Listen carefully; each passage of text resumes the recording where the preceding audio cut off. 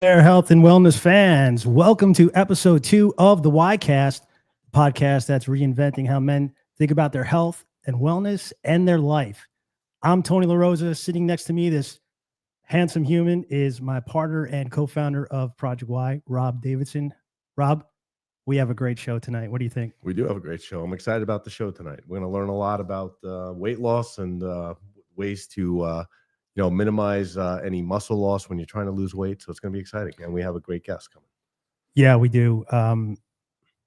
We are talking tonight about a specific drug, amongst other things, GLP-1 drugs, which is, taking the industry by storm.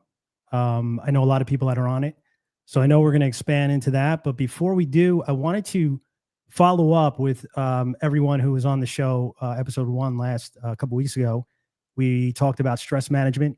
So I just wanted to give a shout out to everyone. Thank you for being on. And keep in mind, we're here to help you guys. So anybody has any questions, follow up, let us know how you're doing. If any of our techniques helped you, we'd love to hear it. We love the feedback is always great for us. So we definitely want to talk and start. And why don't you give and any additional questions, right? Yeah. Mention that any other questions that we did not tackle, we could tackle on a later episode too. We plan on doing that. So that's going to be kind of our motto, to go back and go over things that we've talked about in the past. So yeah, we're definitely going to rehash some stuff. Obviously, because like for instance, tonight's topic, there's a new drug coming out every week. Yeah, absolutely. And GLP-1 agonist is what they're called. Yeah. So. Yeah. And let me ask a dumb question, Rob. Sure. What is GLP? Well, GLP-1 is a receptor site in the pancreas. Okay. I'm not going to get too scientific, but it's a receptor site that actually will release more insulin, which takes down your blood sugar, right? Right. And it actually limits the amount of glucagon, which is sugar, that it will release. Okay, so basically, by regulating that, it can create less, appetite, because it's actually signaling the brain. And but there's some there's benefits and there's some risk to it as well, just like any drug. Yeah. And we'll get deeper into it, but it works based off of insulin and glucagon. Yeah, but it is, from what I know, I mean, it is a hormone in your body. It is, yeah. It's a peptide. It's actually a peptide. Peptides are hormone-like. But yes. And that's my other question, because I want to get too far. I want to break these down because, these things are very easy for you to understand. But if you could also, so it's for GLP, glucagon-like peptide. Right. Just so everyone knows what the initials mean. Yeah. Also, what is a peptide? If you can. Yes, I can. A chemistry class a little bit? Or, yeah. Yeah, so peptides are just a chain of amino acids, a long chain, short chain of amino acids. Mm-hmm. Could be anywhere from, dipeptide to tripeptide to 100 peptides. So basically that's what they are. They're long and short-term amino acids, but short chain amino acids. So yeah, I was surprised too, because, I think anybody that has been in fitness and, working out or taking supplements, you're taking amino acids pretty much all the time. Absolutely. And you really don't know what the heck these things do. A lot of us, I can say myself for a while, but it's amazing to understand how they trigger messages in your body to help with many things. I mean, please, add to the list, but obviously recovery is a big thing. Yeah. I'm reading a lot about, I think it's, correct me if I'm wrong, TB 500. Yeah. There's a new drug out there that people are taking for enhanced recovery. Lean muscle. Yeah. Recovery, And to give like a comparison, like a layman comparison, I would say is, it almost has the effect of like if you were to take a steroid where, you're doing all these supplements, nothing's working, and then you take a steroid, oh my God, like, things happen like real fast. And aminos, they can be dangerous. You have to, really take them with caution. But at the end of the day, they're, from what I'm reading is for the most part, they're safe. but they do wonders. Yeah, they do, and a lot of the aminos that are sold as supplements come from natural food products as well. Yeah. So I mean that's important to know, like Yeah. leucine and glutamine and things like that. So and creatine is a great product as well. But amino acids have been around, and then peptides are basically chains of amino acids. The Yeah. problem with peptides is you really can't take those orally because they do break down in the gut and they destroy the actual amino acid chain. So that's why they typically inject it, and we'll talk about that as well with our guest. Okay. Yeah, and then also we probably want to touch on can you take them orally with an orally absorbed delivery? Is that Yeah, I mean, possible? there's definitely technology in the works to be able to deliver these types of peptides orally and buccally. Yeah, which we do, by the way. Right, we do that. We work with that type of technology, but they are difficult, and to get the same levels of peptide without degradation, which means it being denatured or destroyed, is difficult. It's complex, but we can definitely do it. And it's pretty near future, actually. Yeah, I would also say, just so everybody is aware of what we're talking about as far as these drug goes. You guys know, you've seen it on TV, you've heard it about a million times. Ozempic is a semaglutide. It's probably the number one known drug right now. Well, not right now, but it was probably the initial. Although it was the initial. Yeah.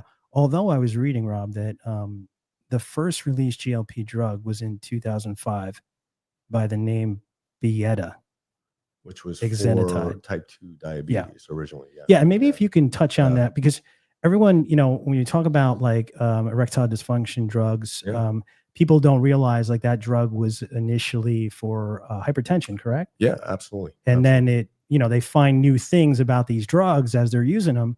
And then beneficial side effects. That's what I like to call those. Exactly. Yes. Yeah. So I can definitely go into that. These GLP-1 products have been basically designed for type 2 diabetes, diabetics, and or pre-diabetics really too. Pre-diabetics was a big industry. And as they were actually giving them and treating patients, they found that there was a tremendous amount of weight loss. Mm-hmm. And so they started looking into that. And they first sold it off label for weight loss, and then they got it approved as a weight loss product. And now it's one of the largest. It is the largest, I think, selling products in category in the industry currently. Yeah. If I hear that theme song one more time, exactly. Yes. I'm gonna pull my hair out that I don't have. Wegovy? Yes.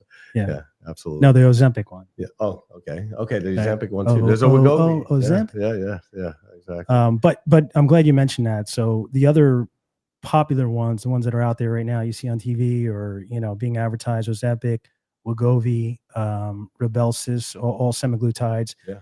Then the other ones. I know we can dive into this a little more later in the show, but the new ones that are getting a lot of traction because I think they do something else. So Zepbound and Mounjaro, sorry, are tirzepatides. Right. That's correct. And they are GIP agonists. Mm-hmm. And I know they do a little different in the gut, how they treat, metabolize, and how they treat your digestive. Yeah. That's true. Which how it slows down the intestinal flow. Yeah. And it keeps you full longer. Appetite control. So appetite control is key for that. And so there's good and bad with that, our specialist, our guest tonight, will talk about that. But you're right. There's a little difference. They also have a longer half-life, so it works a little longer with a lower dose if you're controlling it the right way. Yeah. So GIP, just so you guys know, gastric inhibitory polypeptide agonist, increases insulin sensitivity, like you said. And basically what happens is the mechanism is your food will be digested more slowly with the GIP agonist. Yeah, exactly. Opposed to Ozempic, which is the GLP-1 agonist, increases insulin secretion, and the food leaves your stomach more slowly. Right. That's exactly right.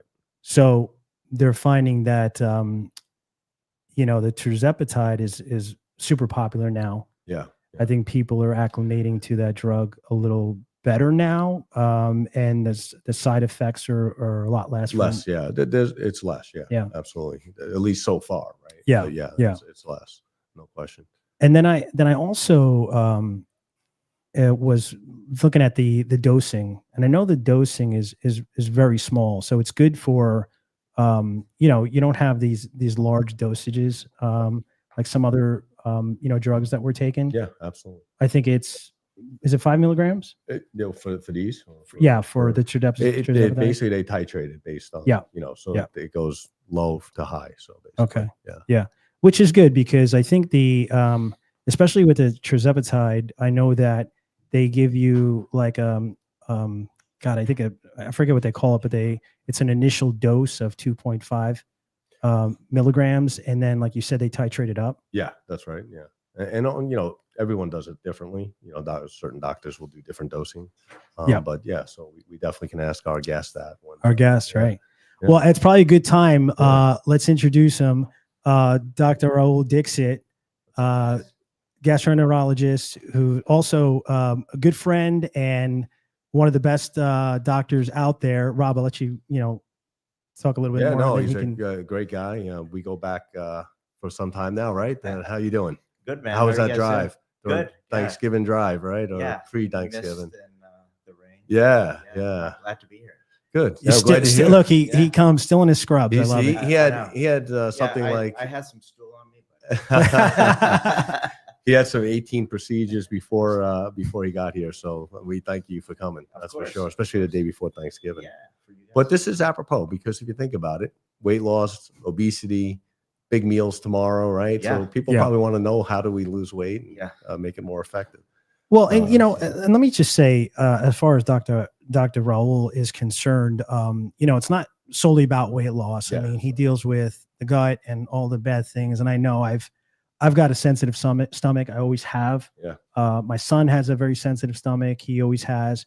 So it's beneficial. If you've never been to a gastroenterologist, I highly recommend, if you're having any stomach issues as you get older, IBS, or if you think you're, gluten intolerant or any of that stuff, Or definitely just intolerant. intolerant, right, just whatever. if you hate people, Yeah. gastroenterologists Gastroenterologist. are Very good. Yeah. very good for that. if you're from New York and Yeah, still New York, recovering yeah, from the yeah. loss, Hey. Yes. You see how big this guy is? you work out, Rob? No, never. So and he also has, if you don't mind me jumping Sure. in, Go ahead. Raul, Dr. Dixit, he's basically in health and wellness. He actually looks at not just prescription drugs, but also natural ways to handle things. That's what I love about you, by the way. When we talk, and we've worked on projects together, you're always looking at, well, what about this and what about that? Not looking at what the fast fix is or that magic bullet. Right. Which is kind of what we're talking about tonight, a little bit, the magic bullet with GLP-1s. Sure. Sort of, but there's, risk and reward to that. Yeah. So, yeah. Well, let me you- ask. Well, no, I was going to say, why don't you, Yeah, if you that's want, what I was just saying. kind of give a little background Of of course. where you are and that you're a real doctor and Yeah. we're not just Yeah. suiting up our janitor. Yeah. Thanks for cleaning the bathroom. Oh yeah, It's thank you. really Thank nice. you. I know. I do clean a lot. But so thanks, guys. So appreciate having me on. So my background: internal medicine, GI, liver, pancreas, endocrine system is greatly involved in that as well. Grew up on the East Coast, the best city around, Baltimore. Yeah. And Ravens. yeah, that's right, and Orioles. Don't forget that. Yeah. But trained all over. My background: I was born in India, came here when I was 5, and so the kind of holistic, Ayurvedic, natural treatment options, and really, I mean, the natural way. I mean, now we're learning more and more about drugs and what's in them, and you treat one side effect with another drug.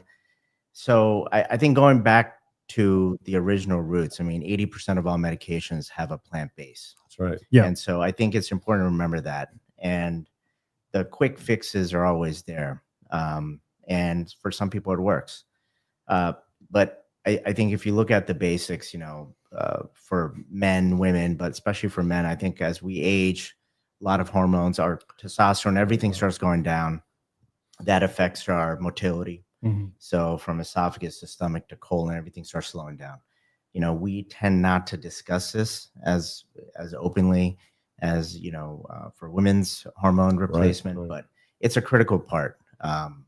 And you know, in the past 5+ years, we've seen this new category of drugs, as you guys talking about the GLPs, and I can dive into that. Yeah, give you my opinion. Yeah, I'd love to. I mean, you've seen a lot of patients on it, so Yeah, I think I that would mean, be I've perfect. a lot of patients, Yeah. and so I'll come off the bat and say it has literally saved some of my patients' Yeah, lives. sure. Wow. And one of the biggest things that we're dealing with is fatty liver. So fatty liver, it used to be called NASH, non-alcoholic, right? non-alcoholics, Mhm. you know, hepatitis. Yeah. It's now called MASH, MASH. So Mhm. that's a metabolic. Interesting. So they changed the name, Yeah. and it is now the #1 cause of liver cancer in the world. Mhm. Number 2 for cirrhosis for men, and #1 in the world for women.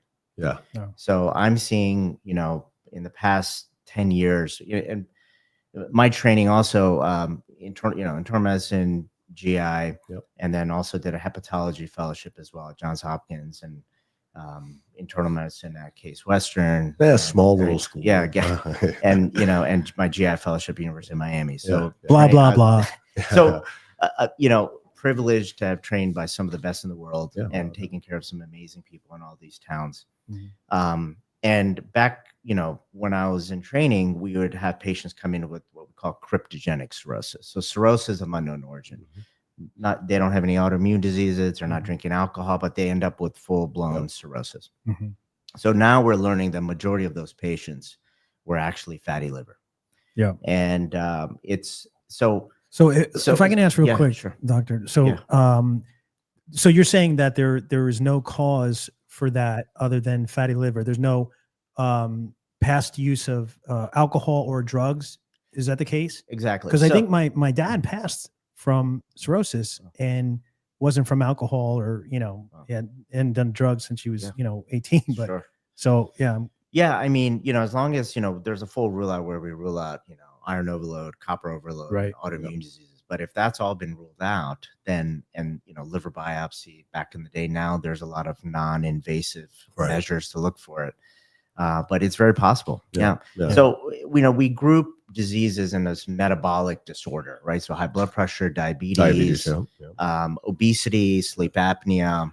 And well, they all play together too. Yeah. If you look at it, right? I mean, obesity to, you know, diabetes and sleep apnea, they're basically together in a lot of ways, right? 100%. And as you said, Rob, there's a lot of unknown, right? You know, and I hate saying this to patients. They're like, "Oh, this guy doesn't know." You know, I mean, there's a lot of research on this going on, and so, you know, I'll have people who are skinnier than us.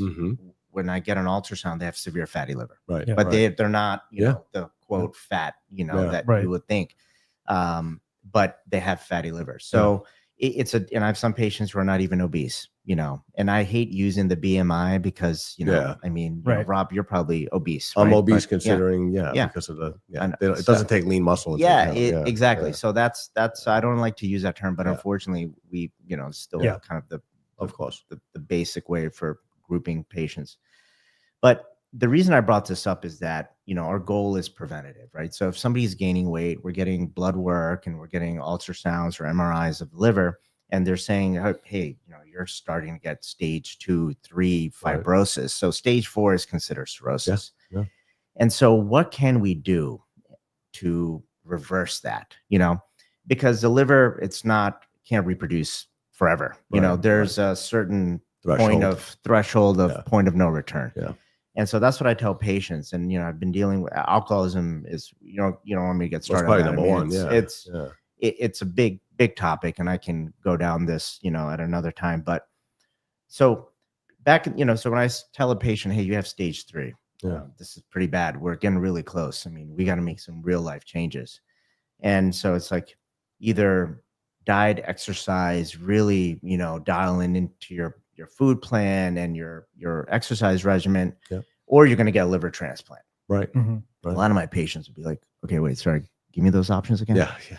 So, and I'm saying that because it's hard, right? Yeah. You have a lot of people that we know have genetics where it's hard for them to lose weight. Yeah. And, they get on all the diet plans and food plans and they're just not able to. Yeah. So the GLPs are actually nice in that they've been able to help those patients because now it allows them to start losing weight and they're actually now seeing results. So I think they definitely have their place. And there's some data showing that they also have anti-inflammatory effects. I've seen that. Yeah. And, very much so. my colleagues at some of the big institutions here, for example, in the heart transplant, pre-heart transplant ward, they're now giving patients on the list GLPs because it significantly lowers their inflammation and significantly lowers their cholesterol. Right. So we're seeing, it's FDA approved for diabetes. Right. And then we realized that, hey, there's a secondary endpoint that is not approved for, but, to help lose weight. Unfortunately, it's really taking on this stance of, trying to help lose weight. Well, it's become the magic bullet, right? I mean, everybody out there is doing Yeah. it, even if they're 10 pounds overweight. And they're taking and there's concerns about that. And, these drugs have side effects, right? So we have to be aware that, 30, this is my own personal experience. About 30+% patients will have some nausea, some acid reflux, worsening constipation. No one cares. Yeah. They're losing weight. Yeah. Yeah, Well, exactly. and I mean, I've turned patients away from it. I said, look, I'm not going to prescribe it because you have XYZ, issues, and they'll be able to get it now. They can order it online and get it from. Well, the other thing is the visceral fat. Yeah. Correct. Because I know that's terrible, especially as you get older for men. Well, fat is pro-inflammatory. Yeah. There's no. That's if you why look it's at reducing it. Yeah. That's why it's reducing inflammation. Exactly. So we now know that fat is linked with 12+ cancers. It is really pro-inflammatory. So there's North America is one of the most obese countries, continents in the world. It is also now the USA, also one of the highest cancer, the highest cancer rates. Absolutely. So it's interesting. and I don't think that's coincidental. Even worse than that. I mean, stats are showing that by 2030, 1 billion out of 8 billion of the populace will be obese. 1 billion.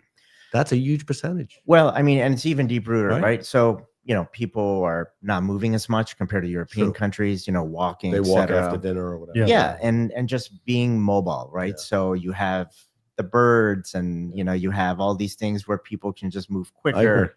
And so people are not as active. Portions are huge.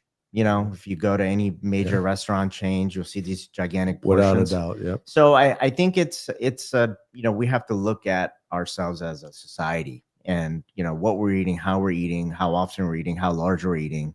Processed foods too. I mean, you go to Europe and you order a McDonald's hamburger or French fry, and then you order one here. And they have all the processed, hydrogenated oils and beef juice and whatever else in the fries here. There, you're getting cut fries that are fresh. That's what you're getting, and there's a big difference there. So let me ask this question, because you're probably the perfect person to ask. Is I always hear, and I've even said it myself, is like in the 40s, 50s, 60s, and 70s, you grew up, and the food was better, and everyone's talking about the additives, preservatives, and food now. Like, what is your take on that whole idea that the food today is tainted and it's making, not to get any conspiracy theories or anything like that, but just your perspective on ingredients and how we're processing things, and do you feel it is making a contributing to that? Sure. Yes. I mean, I think there's definitely, we need a lot more data on it, but it's concerning when certain countries ban certain fillers and food colors. Yeah, I was gonna and we don't. Yeah. And it's been shown. I mean, we need more studies, but there's been a lot of Yeah. studies showing some of the processed foods that we use, Yeah. some of the ingredients, they're causing problems. Yeah. Well, I think one of the biggest indicators would be early onset of some of these things. Yeah. Like, we have kids now, like 17, 18, 19, having like IBS and like all these Yeah. gut problems at a Yeah. younger age. Right. I mean, I think, if you look at just childhood obesity, Mhm. Yeah. right? Childhood obesity in the US is sky high. Yeah. And so that's a great, that's a snapshot of I blame kids. technology. Yeah. I do. Well, I mean, see, I and blame that computers comes technology, and yeah. that comes into sitting around, Yeah. not being No, active. sedentary, I yeah, mean, sedentary lifestyle. we've talked about with our kids, like, without okay, doubt. so keeping them active is critical. Well, also Um, you'd have to say now after the generations is probably like a genetic thing at this point too, right? Yeah. Yeah. I mean, look, I mean, I've seen patients who, and I've heard from people with the younger, generation, the gamers, and and I Yeah. think they're definitely just playing and sitting around and not moving as much compared to Yeah, growing up exactly. for us, like basketball and baseball and But it's interesting. There's some research going on about this. So does that mean that next generation that they'll be predisposed to being fat again because did they change their genetic code a little bit? it's possible. I mean, that's what I'm saying, right? Yeah, no, Because it's you're possible, yeah. basically teaching, right? Yeah. Your cells, and fat cells actually they do have memory, by the way. They come back, right? Yeah. They definitely know. But down the line, down your lineage, does that change your genealogy? It's very possible. It's possible. It's very That's possible. another show we can talk Yeah, about. yeah. But it's pretty No. interesting to me. Yeah, yeah. I think, No. We need an anthropologist. Yeah, exactly. No, so I think we need to address that, and I think if you just go head to head and compare to different countries, the processed food Yeah. versus natural, No doubt. we're all about losing weight quickly.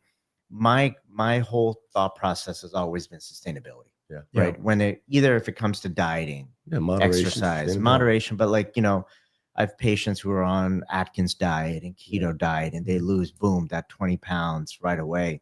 But they're increasing the risk of kidney stones, they're increasing the risk of fatty liver. Yeah. So and then they'll gain it back. Yeah. Right. That's So, typical. Right? I mean, That was it one of should the be things. lifestyle, right? Yeah, Yeah. that was one of the things I wanted to ask too is, what have you seen with your patients, which I know you're getting into now, is like sustainability. Yeah. Because I know myself sometimes, like if I'm getting in shape to do something or, losing a few pounds or whatever the case, I feel like, oh, I could eat now. Yeah. Or I can eat this thing that I wouldn't normally eat it. So I think like people may be using their weight loss as an excuse to kind of jump back on and eat what they can and try to beat the process. Yeah. I mean, I think the concept of cheat day, Yeah. right? Yeah, cheat yeah. week, cheat Yeah. weekend, it's that then goes a little bit too far. Too far, yeah. The GLPs, going back to them quickly, one of the biggest issues I've seen is that people forget to eat. Yeah, I've heard that too. And they then, just, now you're. So yeah, I want to know. No, I love the direction you're going. And Keith, if I'm you have, Italian, that doesn't happen. if you have, Keith is our producer, by the way. We should have introduced you. But do you have the JAMA study that you can just pull up on the website or on the screen? You want me to Basically, just show if you could show it. I don't know if you can, but not that the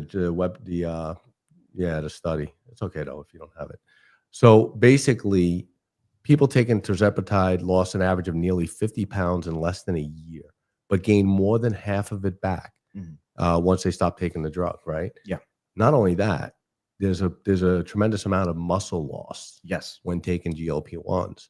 So just a question, and you'll know better than I do, but from metabolism standpoint, I should say, does that not flip it on its head?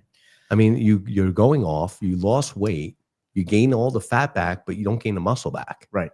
That seems like it would lower and flip your metabolism to being even worse. Well, the ketotic stage, right? So when we're trying to burn fat, and so when you're starving, I mean, that's pretty much what ketosis is. So you're starving, so your cells are, so now it's starving, it's getting the fat off, but then you don't eat. Right. So your body needs Energy. nutrition, needs energy. So it needs muscle. And so then it starts eating muscle. And then people are like, oh my God, I've lost my weight and I'm feeling great. My snoring's gone. My cholesterol is getting better. I'm going to now, get off of it. And so it is a real it's a brain, Yeah, you know, the yeah. brain gut connection. Yeah, definitely. without And doubt, without doubt. you know, the positive, the benefits of using some of these compounded products, you know, you can actually micro dose or titrate. Yeah, we Yeah, were talking yeah, about yeah. that. Yeah. And I think there is a benefit for some patients about that because, you know, right now it's you click, you know, you got the pen that Yeah, clicks, and it's you easier can't to- you can't really move. You can't microdose that. You can't microdose as that. much So as compounded. there are patients who are very Right. sensitive to it, Yeah. and you can't go below the lowest dose. Correct. Right. And then the whole concept of like, well, do I need to be on every week? So, you know, every patient is different, right? Everyone's unique. Yeah. And some patients need to go on the max dose and then they finally start seeing some results or minimal results. Other people can barely even handle the lowest dose and they Right. start getting severe side effects. Right. So Yeah. everybody's different.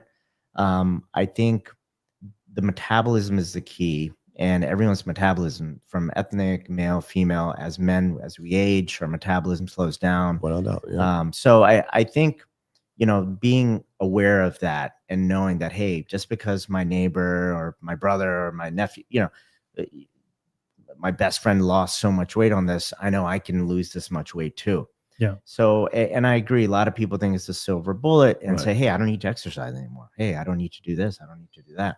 But it comes with some risk. That was my mean, next question, yeah. actually. Do you tell your patients, if they are on it, to at least do strength training, some exercise, resistance, to help keep lean muscle when they're doing it? Absolutely. I mean, you know, it has to be a team. Yeah. A team approach. Right. So, I mean, I do a lot of, you know, what I call, and I've formed my institute, Metabolics Yes. Institute, Yeah. Yeah. where we're focusing on this. Right. And I work with great nutritionists as well, who I've known for I over happen a to know him. decade. Yes. Yeah. He's awesome. Yeah. One of the best, yeah. And so we approach it and together because you know, the nutrition has to be there. It has to be. And so you know, there people are vegetarian who don't eat meat and or who only eat fish. So everyone, you have to be able to kind of base it on a science, and Yeah. and that's what, you know, Phil Goliath Yeah, does. absolutely. Yeah. Well, you mentioned the titrate and the dosing. So Yeah. I was telling Rob before the show, I was watching a YouTube video of this woman who and she opened the show in her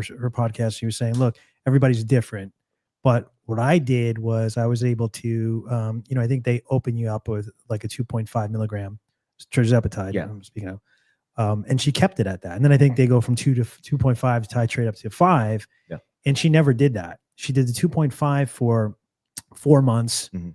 Lost like 30 or 40 pounds, I forget. Mhm. And then she actually, I know you're talking about the pen, but she said she did half of that, went to 1.25 after that for the remaining months, and she still lost like another 4 to 10 pounds.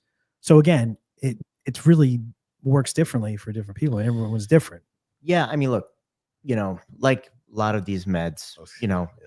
you want to stay on it for the rest of your life. Right. And pharmaceutical companies will love that. Yeah, yes, they of will. course. Yeah. You Yeah, know, yeah. stay on for. Yeah. And, you know, I mean, we talk about autoimmune diseases, you know, and there are a lot of these great drugs, biologics that are out That there. They have to stay on. But, you know, then you have to stay on it. But for this, it's like, you know, at what point do you say, I have trained my brain, Mhm. or my brain has trained itself to tell my stomach, you're done. Right. Yeah. Right. And so that's where I think the key is. And I think, you know, it's like when I try to get a patient off of Nexium, Yeah. you know, Yeah. they've been on it for 10 years. Yep. I'm not going to be like, oh, okay, get off. You're Right. done. Yeah. You're going to have rebound reflux. Then they're like, oh my God, I can't freaking get Yeah. off this Yeah. stuff. Yeah, And yeah. you got to go right back on it. And so it's about titrating and Yeah. then coming to the notion that, okay, I can get off of this drug. I'm not going to have my rebound acid reflux. So, you know, That makes a lot of sense. once you get to your target goal and you're like, wow, I'm eating again, I'm actually healthy, now I can start tapering down. And, you know, and everyone's a little bit different. Yeah. You know, some people are like, hey, I want to go on a lower dose, but I need to stay it every week. I've had some patients say, you know what, and I don't recommend this, you know, that patients start playing around themselves. Themselves, You know, yeah. they're like, Right. oh, well, okay, maybe I should just do it every other week, Right, or right. maybe once every 3 weeks. Right. And then, you know, cost is an issue as Yeah. well. I mean, this stuff is not cheap. It's not FDA approved for obesity. Right. It's not FDA approved for fatty liver. Right. It's for diabetes. So And it's all you off know, label that they're Right. selling it, but they're selling it in, I mean, a lot Well, Yeah. of this. no, and I think Right. that's where the the compounded pharmacies can be helpful Very and helpful. really help people who have a tough time finding this drug or can't get on it because of And the cost. they've had shortages, right? They've had cost Yes. issues. Yeah, Yeah. I mean, you name it, they've had everything. No, and Yeah. so look, the drug is definitely people ask me, is this? I said the last time in my specialty I can remember it was the hepatitis C drugs. Right. The Harvoni, Save a etc. lot, I yeah. mean that was a game changer. That Yeah. was revolutionary. And I Talk think, about expensive. yeah, exactly. Yeah. But I mean, it's knocked out Hep C And for the they most need it, part. yeah. You know, Yeah. so now this is the next stage, in my opinion, like the next big Yeah. drug Yeah. that has really helped a lot of patients. Yeah. I So- think so too. I really do. Yeah, I wanted to go back what Rob brought up earlier. Just about the people who are exercising and like anaerobics, things like that. My question is, do you see a difference in people who are taking the drug, who are active, who do exercise, and mainly, I guess just need to lose that 10 or 15 pounds, the sustainability of it? Do you find that it's easier to, phase them off that, or is it pretty much the same? Yeah, I mean, I think it definitely want to wean them and taper them off slowly because I think, once they're the peptide agonists and start, the way these drugs work is that they are like glucagon-like peptides. Right. Yep. And gastric inhibitory peptides. So polypeptides. So what they do is they mimic these natural, peptides that are flying around, and they, increase insulin and they decrease appetite. Right. So if you get an initial starting dose of it, your brain is going to start definitely responding and acting up. So I think once you're on it, it's hard to, and it might take 3 months, maybe 6 months to get to your point. I mean, I have some patients, they lose 7 pounds in 2 weeks. Yeah. Yeah. Everybody's different. Like you said, Everybody's there's different. So, but what would you recommend to counteract the potential muscle loss? So eating multiple times a day. Mhm. Okay, And so what I tell patients is like, the whole concept, I mean, Rob knows, 3 meals a day, Yeah.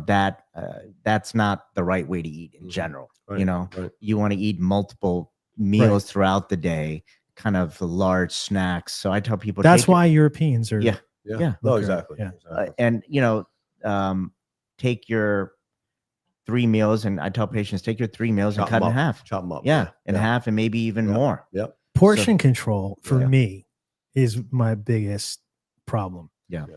Like I feel like I can. Is that a deep dish pizza? Yeah. It's in the microwave. You saw that, huh? I know I struggle with that because if it's on my plate, I want to eat it. Yeah.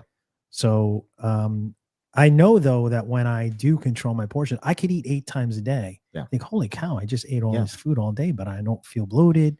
I'm maintaining my weight. Yeah. And I feel great. Yeah. I mean, most of the world eats the wrong way. Yeah. I would agree. So I can say this, like, I'm born in India, I've Right. gone back multiple times. And, in Asia, people be eating late. Yeah. And I don't even Really late. really late. So, And that's, they wake up fairly early and Mhm. they're going to work, maybe a little breakfast, usually no lunch. And then they're back home by 7, 8 o'clock and they work late and then they have a large meal. Yeah. And then, So what are they using for energy all day? Yeah. What are they burning? Yeah, Instead of muscle. Yeah, exactly. They're burning Exactly. muscle. So Exactly. So I think globally, people need to look at, now you can say, oh, look at the Mediterraneans, the Japanese. I mean, they're look at your foods in general. And then we can, talking about FODMAPs and, SIBO and all these other things is a whole different topic regarding bloating and, and issues like that and bacterial overgrowth. But, I think if you look at just how we eat, and how most people will try to be like, oh, my dinner's my biggest meal of the day. Yeah. And that's the worst thing you could do. Yeah. So these drugs will help kind of, tell the brain to, hey, stop. The other benefit, I'll just tell you, I've noticed this being a liver specialist. I take a lot of people, alcoholism and drinking. Yeah.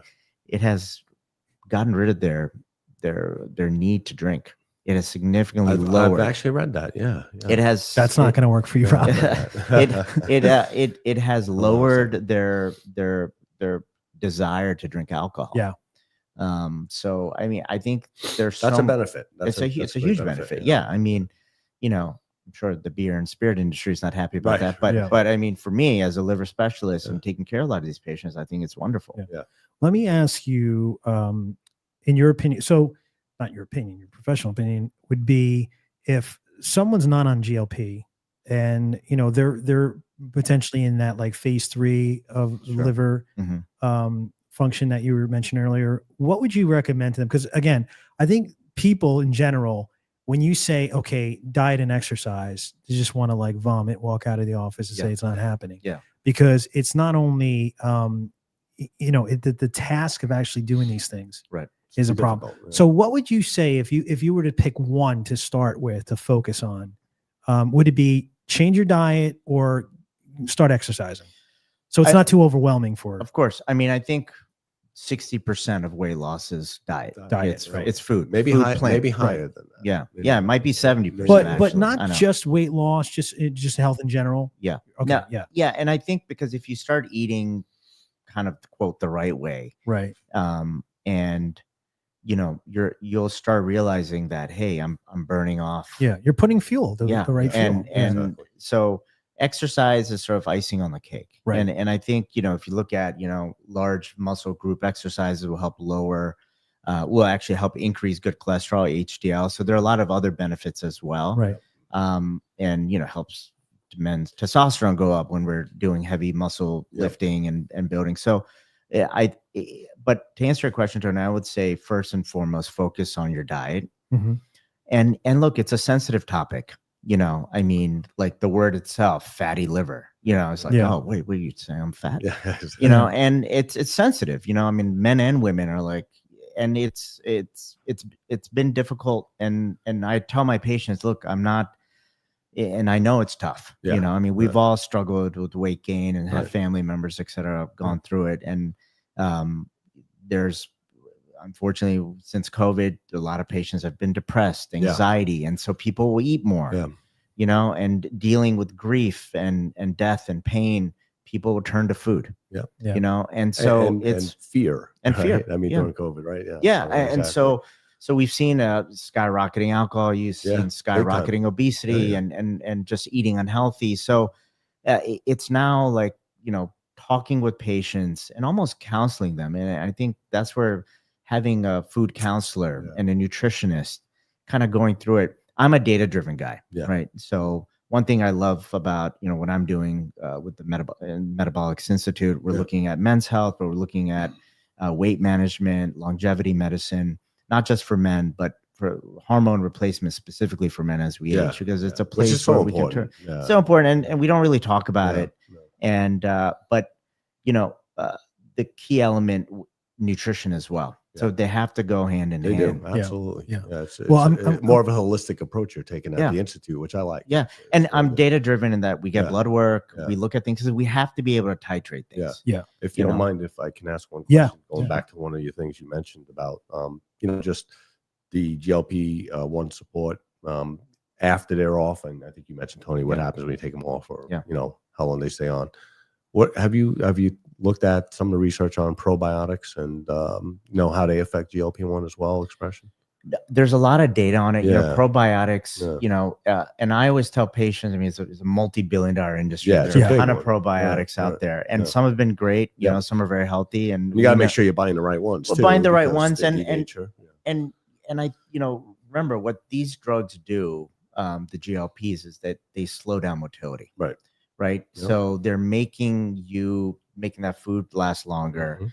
They're and it's taking a longer time to break down. So that's why people get bloated. They get, I think that we're going to see down the road that it could actually, for some patients, if depending on if they get a really strong effect in the beginning, can probably even lead to some bacterial overgrowth. Right. Yeah. Right. So then you got to be careful interesting, about yeah. probiotics, because then probiotics can actually make the bloating worse. Yeah. I always tell patients, I said, look, these are my opinion, probiotics. Yeah. And, there's no disclosure there. There are a bunch of them. There have been a lot of clinical studies about them. Try it for a month. Yeah. Don't buy the See how it works for you. don't Yeah. buy the Costco 6-month pack. Yeah. Yeah. Buy I'm not sure if they're sold on Costco. Yeah. But see how you do. Costco's calling us tomorrow. Yeah. Keith, bleep that out. Bleep that, yeah. So let me ask you, yeah. what would you, thinking about traditional weight loss medications and things out there and supplements, what would you say the biggest difference is? I mean, in your opinion, because nothing else has ever worked. Yeah, I mean, I remember growing up, fen-phen, and all these, and then it's like, oh my god. So just stimulants, basically, stimulants. Right? I mean, Adderall. I mean, all these. They tried that in the supplement industry with ephedrine, if you remember that. Ephedrine, ephedrine caffeine. It was very similar to fen-phen. And I mean, so what they, like caffeine, it's an appetite suppressant. It makes you poop. It makes your energy go up, and you don't feel hungry. Right. Mm-hmm. So I'm seeing that a lot with energy drinks nowadays. People drink 1 or 2 energy drinks. They're trying to cut down on coffee, and they're doing 1 or 2 energy drinks, and then they're like, oh, I feel great, like I'm but you're super dehydrated. Yes, that's the other thing.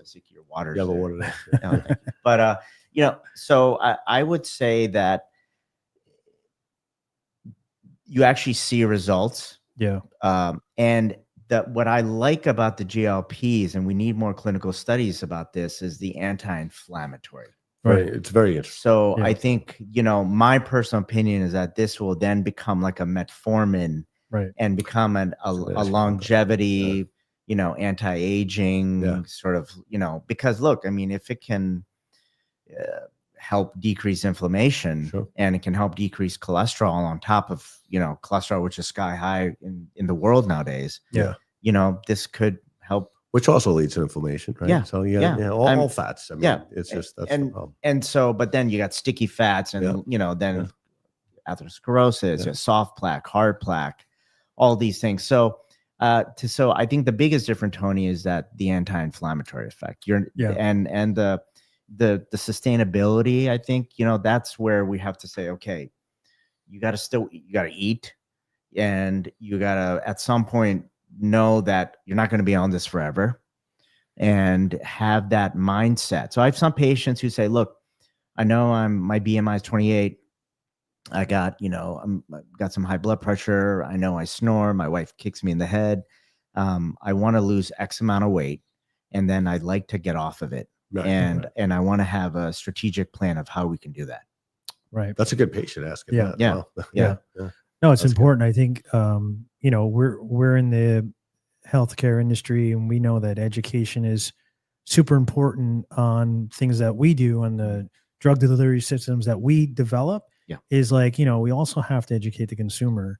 100%. And then when they're educated, they understand what it does and how it works better, and non-toxicity effects of it, the absorption rates that differ from bioavailability. Bioavailability. All those things play in part to get better user compliance. Right. So I guess it's the same.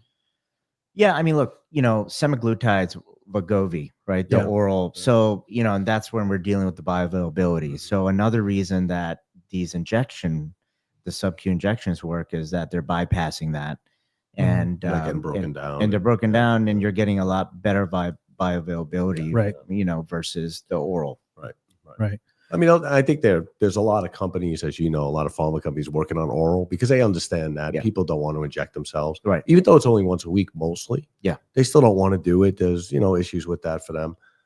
So I think in the near future, you'll see some more GLP-1 products coming out that are oral delivered. Well, I mean, I think sublingual. Yes. I think strips. Exactly. I think that would be a great opportunity for people they're to already bypass that. Yeah, they're already there. Absolutely. What I'd like to, obviously we've exhausted the benefits. We all know the benefits. Can you talk a little more about the side effects? I know we kind of glazed over it. So first and foremost, contraindicated for people with thyroid, MEN. It's a thyroid, like an endocrine cancer. Yeah. So thyroid cancer, if I always ask patients that if there's a family history or personal history of thyroid cancer, we need a lot more detail of what the exact thyroid cancer is. Right. Papillary versus medullary, et cetera. Number two, if you have underlying constipation, whether it's chronic constipation or IBS constipation. I was going to ask, how about like Crohn's and IBD? Can they take it, or is it? Yeah, I mean, it's not contraindicated. No, yeah, there's no contraindication Mm. for, now it can slow motility down More, right? So people Bloating. who are, they get severe discomfort with chronic constipation or IBS. Right. I always warn them it's not contraindicated, but just Right. be mindful that your constipation could get worse. Yeah. Acid reflux, a big one. That's what I've because heard, it slows everything down. And just so everyone knows, the data has shown you need to. So if I do a procedure, patients need to stop the dose before. Okay, So, right. for example, if you give yourself a shot every Monday, and you have a procedure for endoscopy, colonoscopy, or whatever procedure, dental work, anything where you're going to get sedated on Wednesday, you have to skip that Monday dose. Got it. Well, okay. Because I just had my colonoscopy a couple weeks ago, and they asked me, like multiple times. Did you Yeah. did you stop any GLP-1s? But the reason is because there have been some reports about aspiration, Right. Yeah. and Right. people Well, you get aspiration pneumonia because you got your foods Full, yeah. full in there. Yeah. And we've learned this over the years with patients being on these drugs. So it's 1 week. It's a couple of days. Well, Yeah, 5, I mean, 6 if days you before. different surgeons, Yeah, so it definitely 1 week. Yeah. Some surgeons and procedures will require 3 weeks. Yeah. So I've seen anywhere, but we do it 1 week. Yeah. But I've seen it up to 3 weeks before. That makes sense. Yeah. So the other thing I was going to ask is, where do you see the future of these drugs? Are there different hormones that they're synthesizing into these new drugs, or what's your outlook? I know they're looking. So right now, so semaglutide is one peptide, tirzepatide is 2, Right. and now they're working on another one. Yeah, it starts with an L, right, or something. I can't. Yeah, it's well, there's Retta, right. Retta, and so that's looking at the same 2 peptides plus glucagon. Yeah. So it's liraglutide. Yeah. If that or dulaglutide. Yeah. Well, there's Retta triglutide. Yeah. So and Eli Lilly's working on that. What I would love to see. I think they're trying to go for a longer half-life too, from what I understand. Well, Trulicity has been out there a while. Yeah, right? Trulicity. It says for it's a while too. Yeah. So what I would love, and I know I'm sure the companies are working on this, is to get more FDA approval. They are listening. And to get it for fatty liver. Yeah. For even alcohol abuse. Yeah. But what are those time frames? I mean, I know clinical studies we both know that those things can take like 10 years. And a lot of money. Yeah, but that's why off-label they're okay with it right now. But right. With compound pharmacy. It's hard to. Well, off-label, but remember, off-label means not covered by insurance. Right, not covered. Yeah. So that means, unfortunately, more expensive. More expensive, and for most people, it's you only get 4 doses, a month. Yeah.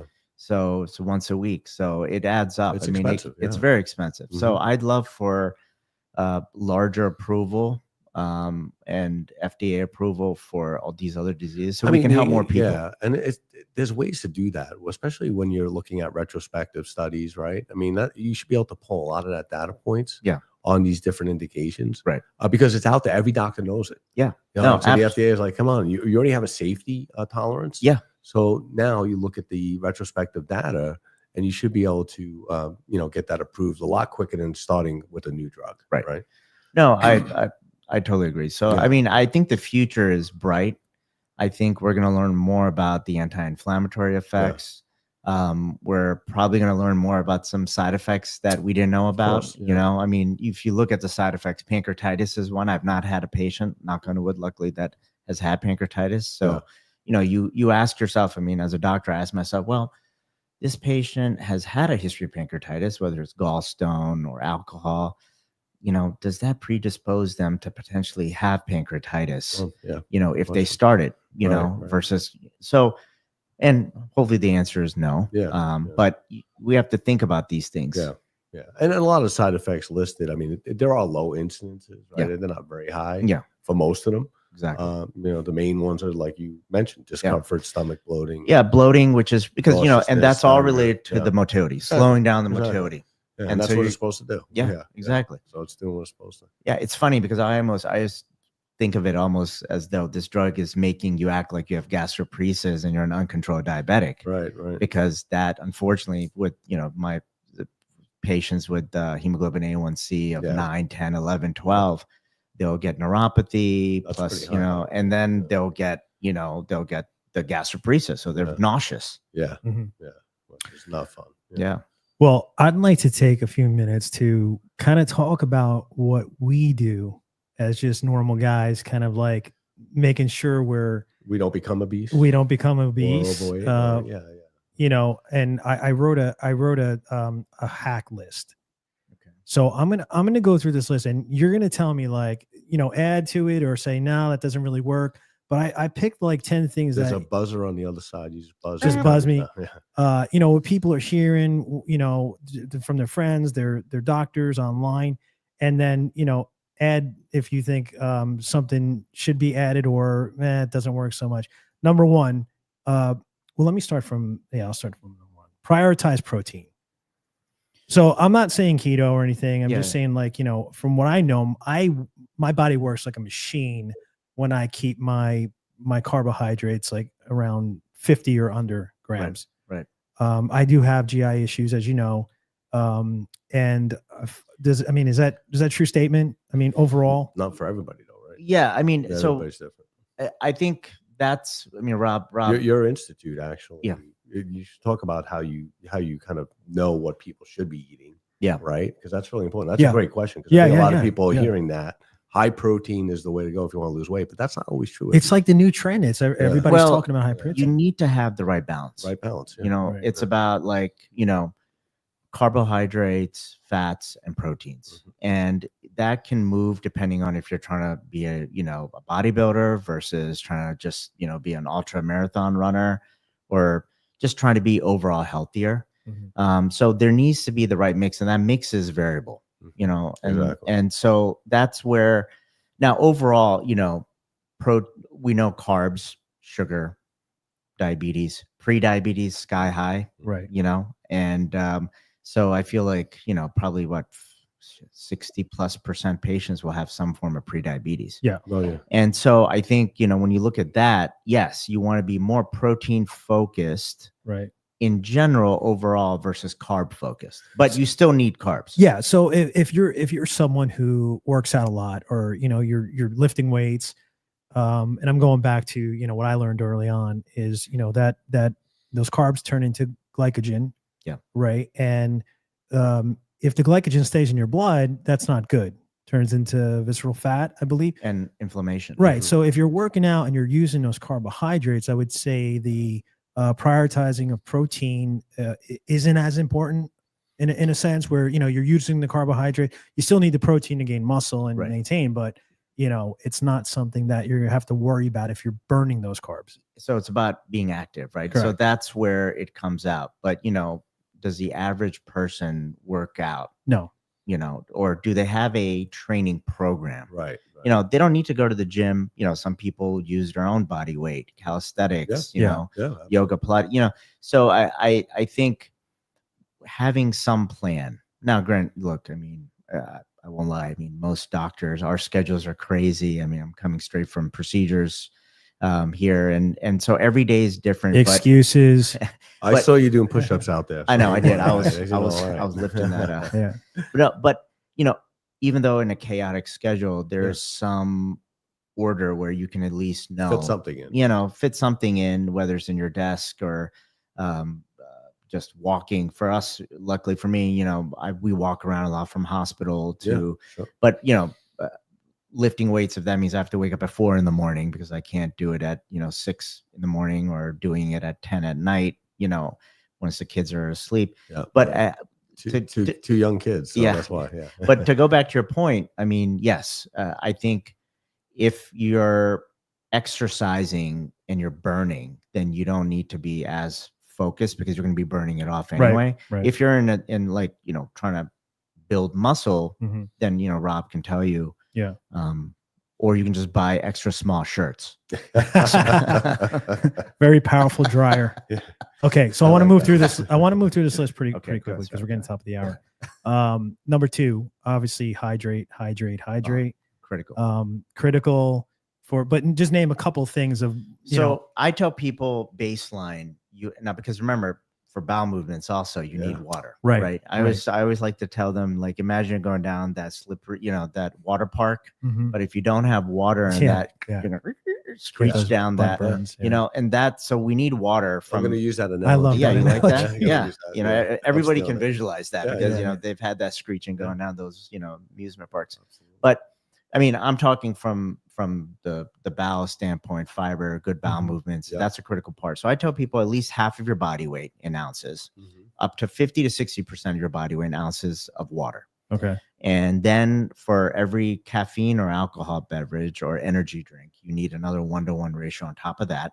And then if you're exercising, more on top of that. Yeah. So whether it's a brisk walk around the neighborhood or you're at the gym 2 hours, just, sweating buckets and be one of those cool guys who carry the whole gallon of milk, but fill it with water. Yeah. Exactly. Yeah. Rob's like, I but water. I mean, Tony, in my opinion, I don't know the rest of your list, but this is wait. But this is a critical point that most people do not drink. I thought my dad was a camel for most of my life, because I don't think I've ever seen him drink water. Well, look, I'm one of those guys because I don't drink a lot of water, and I have kidney stones. I've been having kidney stones since 1998, a uric acid stone. So it has, it's all about dehydration. so far he has everything. Right. Yeah.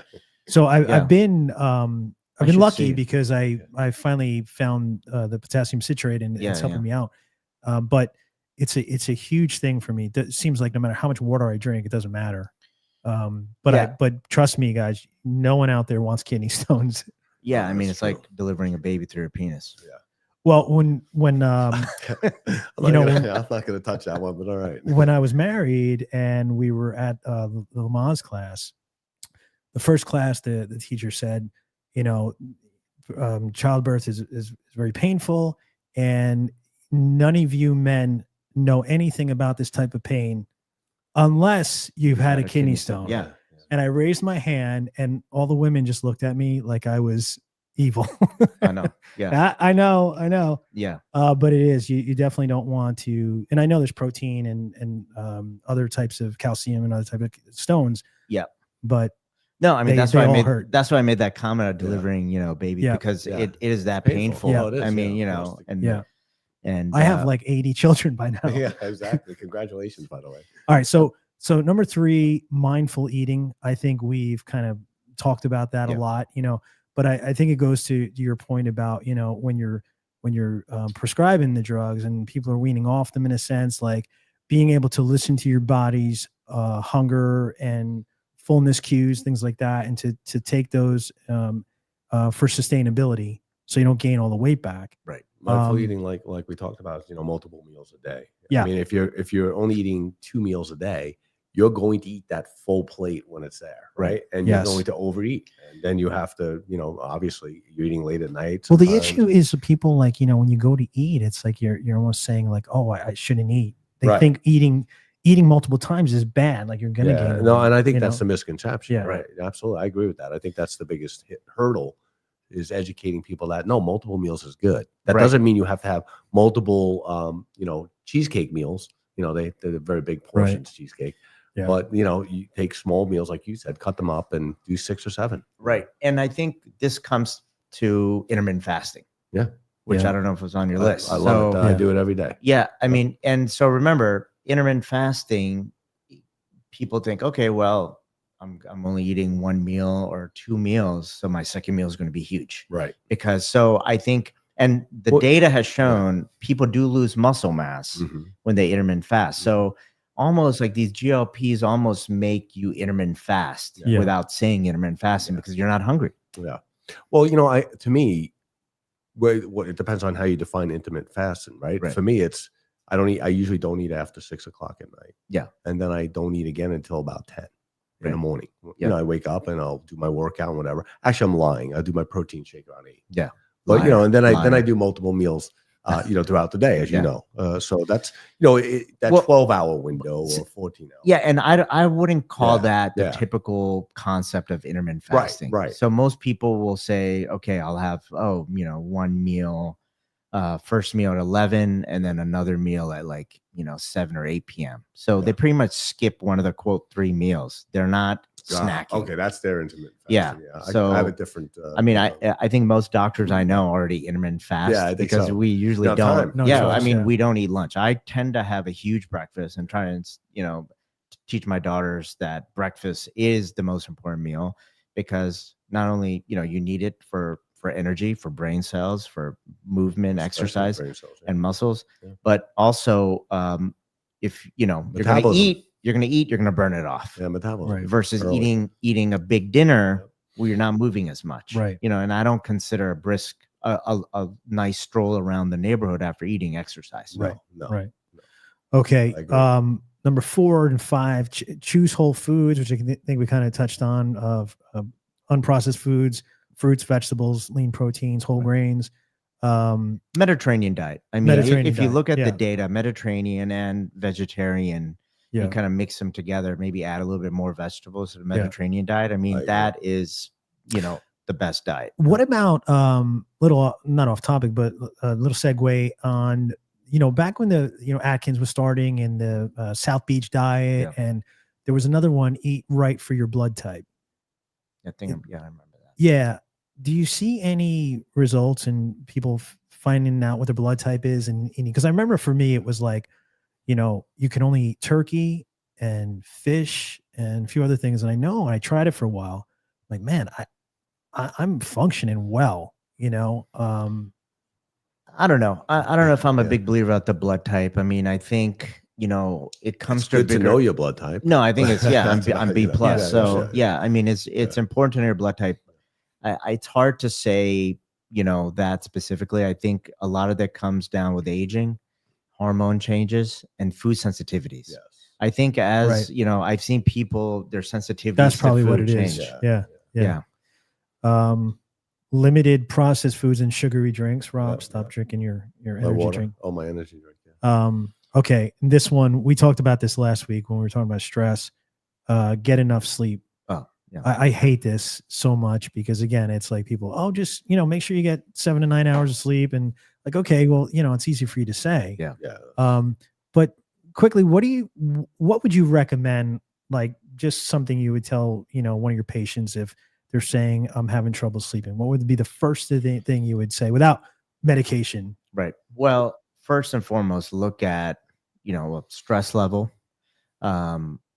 eating habits, this thing. Stay off the Yeah, phone. This yeah, thing, yeah, yeah. I mean, no more Instagram. Yeah. At least later. an hour or 2 hours before. Yeah. maybe, I mean, right? I think we need to learn how to unwind and unplug. Unplug is Yeah. key. I think unplug is critical. I mean, we have a rule. and we all have trouble with that, the three of Yeah. us, because we're workaholics. Yeah. So I get it. Yeah. I mean, for me, it's tough because, if you're on call. on call. you're doing this. And so for me, I mean, but trying to stay off of the Instagram and the Yeah. Facebook, And or I think- TikTok.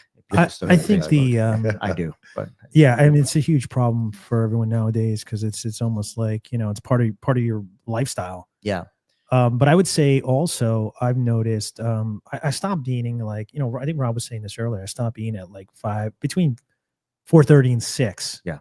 Unless I get home late, I'll eat something, but that's really helped me. Yeah. I mean, I tell people no eating 3 hours Yeah. before you go to bed. Yeah. So, Well, you get acid reflux sometimes. you do that, yeah. right? I mean, so for acid reflux, so 3 Especially, hours, maybe even 4. Yeah. I mean, for people on GLPs, it could be even longer. Yeah. But I think we need to have a wind down period. Like we all need to be like, okay, I don't watch the news anymore. Right, I Yeah. mean, we just in general, just like when you really want to wind down, that is a big part of it.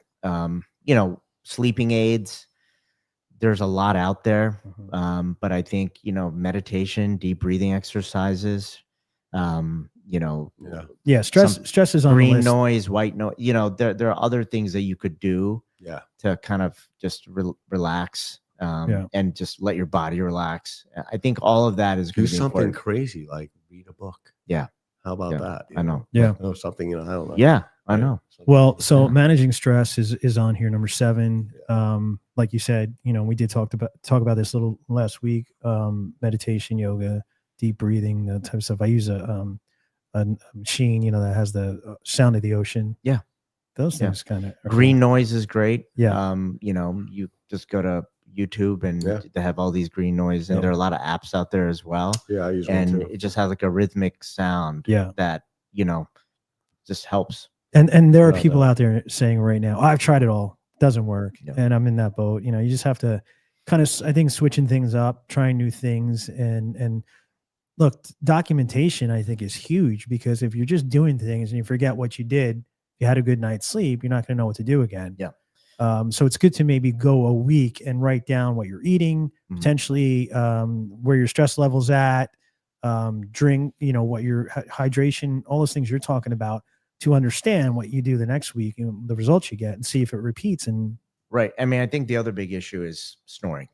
Yes. Sleep apnea, Sleep apnea. is a Yeah. very big issue that we don't know. Yeah. And so when somebody wakes up all of a sudden, it's because they're literally stopped breathing. Yeah. yeah, They're gasping for air, right. and their brain is not getting any oxygen.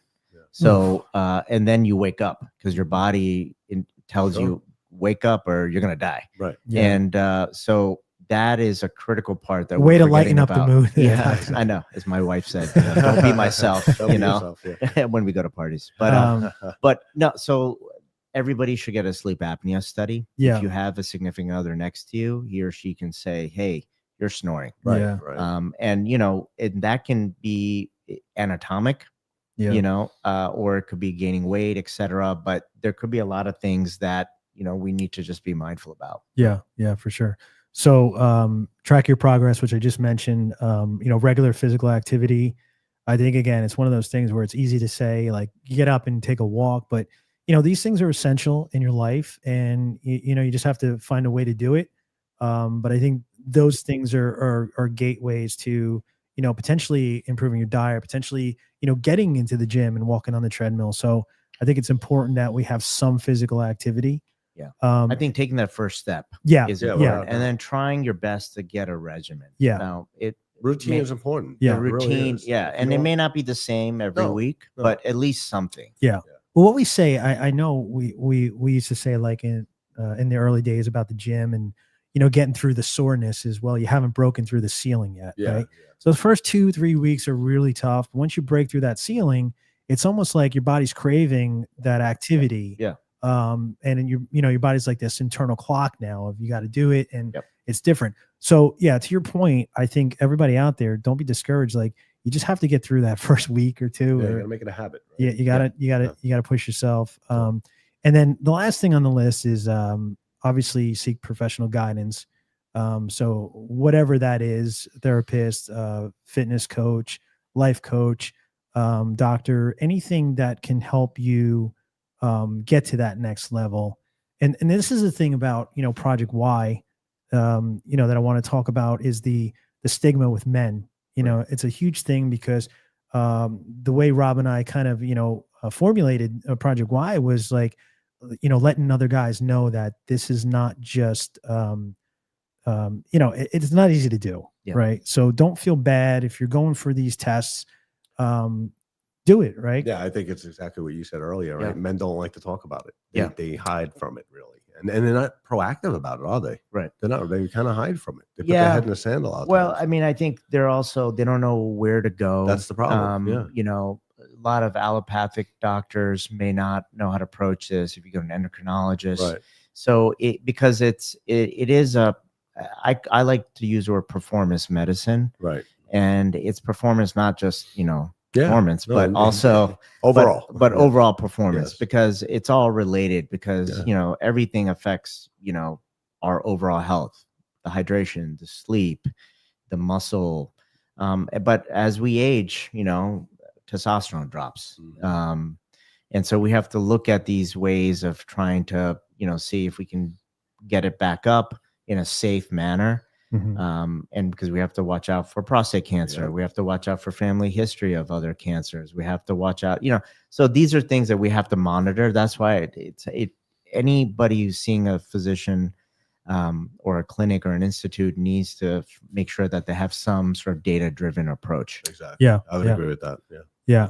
Well, let me say, we're going to wind down here tonight. I want to thank Dr. Rahul Dixit for his time. Excellent information. You educated a lot of us tonight, including Rob, which is hard to do. But appreciate your time. Absolutely. Definitely have you on the show again and Absolutely, get a little more granular with some of the things. There's so much. There's so many doors that we can open with this. Yeah. And I think it's worth talking about. But I want to thank everyone for listening tonight. Of course, our CJ Productions, Keith and Lindsay, thank you for everything you guys are doing behind the scenes. And please check out our socials, our YouTube channel at the Ycast.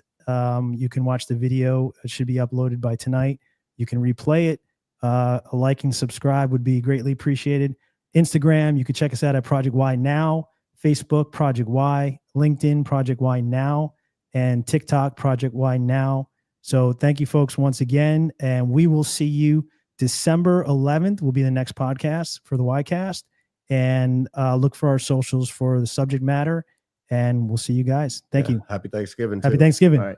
Take care, guys. Thanks. Yeah. Thank you.